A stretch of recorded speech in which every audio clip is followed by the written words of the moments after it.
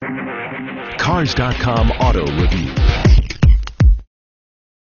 Hi, I'm Dave Thomas with Cars.com. When folks are shopping for luxury cars, they're going to scrutinize the looks, the performance, and the interior. Cadillac's all-new XTS might not wow on all those points, but has a heck of a showstopper inside. Yes, don't worry, I'll tell you all about how this car drives in a minute, but first we're going to check out Cadillac's Q system. It has nothing to do with James Bond's Q, it's actually spelled C-U-E. It stands for Cadillac User Experience, but after you use it, you might feel a bit like James Bond.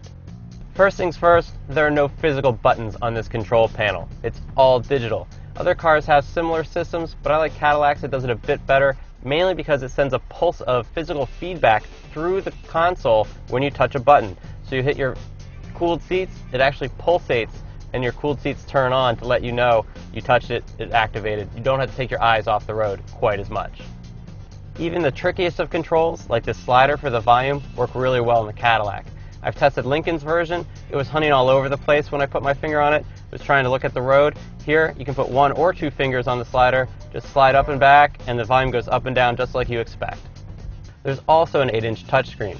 Now, lots of other cars have touchscreen navigation units like this one, but Cadillac's is a bit different. Not only is it twice as bright as an iPad, but the graphics are really crisp as well, and when you're driving along, the screen is uncluttered. So you want to look down, your album artwork looks awesome, the maps from the navigation system look really good, and when you want to change something, when you want to adjust a setting, you reach in, those controls pop up. There are 2 sensors built into the console, so they know when your hand's coming in, and then you can just use the controls as you see fit. The touchscreen also sends a pulse of vibration, so when you go in and you touch something, you know it's worked. However, you can't be tentative. You can't just tap lightly. You have to really press down pretty hard. Don't worry, you're not going to break the glass. Then you feel that sense of vibration come back through your finger. The only problem with the system comes with this sliding favorites bar at the bottom. Now, you can try and swipe it, but sometimes you're going to select the preset you didn't want to begin with. You're swiping away from it.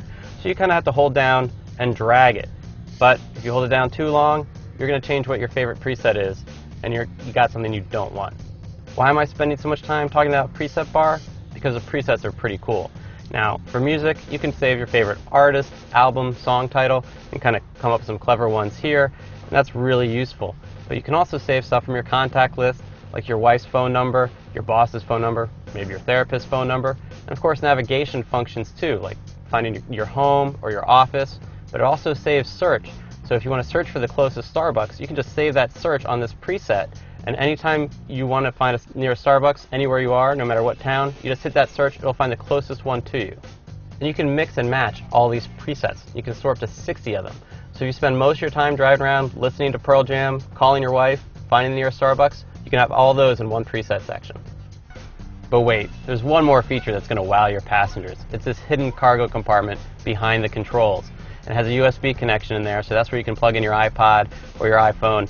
You can throw in a wallet, sunglasses, it's pretty roomy, and then you just touch it again and it closes back up. There is a major flaw to this system.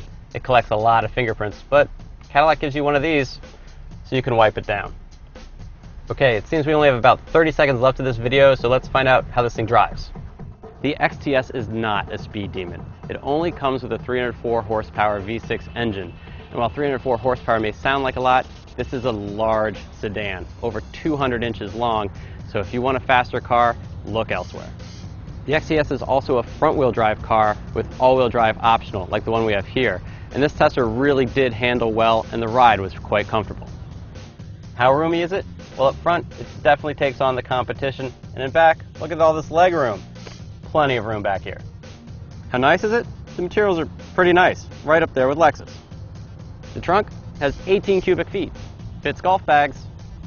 The last thing you need to know about the XTS, and probably the most important thing, is how much it costs. It starts at $44,000 and goes all the way to $61,000 for a fully loaded version like the one we have here. But even at $44,000, you get that Q system standard. For a similar amount of money, you get an Audi A6, Infiniti M37, better driving machines, but they don't have all this space. You can also look at a Lexus LS that has the space, costs more money. So maybe the XTS will win because it plays the space in between. It also wins because it has that Q system inside, and the rest of the car is not so bad either.